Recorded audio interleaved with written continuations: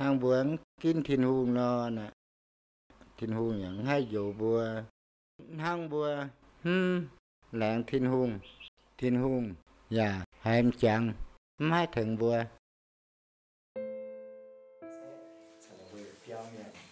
วยจุดบัวเข้ามาเหี้ยวเสียนที่หูเขาแต่เสียนที่มันเป็นเสียงที่หูอยู่ช่วยตัวที่หูถึงบัวแกะเช่นซาตานเนี่ยไปเลยต้องอัตกินปอดบัวว่าบัวอยู่จุดแต่เขาจะช่วยเราสู่เสด็จด้วยทรงในขณะพระเจ้าอาเมน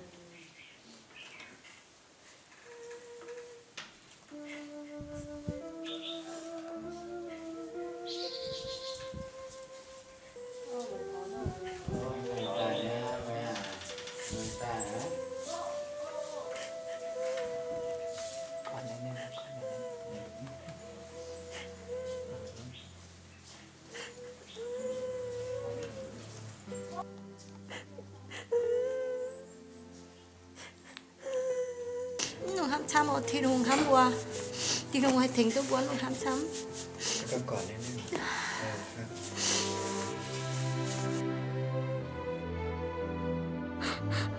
Phiên Giang à, xịp miên có mùi yêu xế. Anh nhìn chẳng ton, mắm lao, điển em hay chia sẻ. Bê.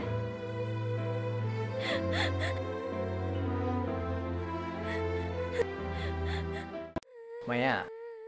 ý sản ái xe, miên cún cho mẹ bùa, hiệt béo miên nhẹ mẹng. Bà, ăn bùa cho bùa nhẹ nhéo, phung dành bùn thiên hùng giật sẽ kèng, bèo chân bùa, và cún chân bùa, liu bùa sẽ kèng, oi chủ xiên khảo nín hăng, nín chính tài, bùn tư giật liu nhẹ mẹng bùa. Ý sản ái, sa tán bà, oi giang bùa nhẹ liên quần, xe, thiên hùng, cho sa tán bó trả, bùa nhẹ nhéo này, sẽ bên bó trả chiang nà mà.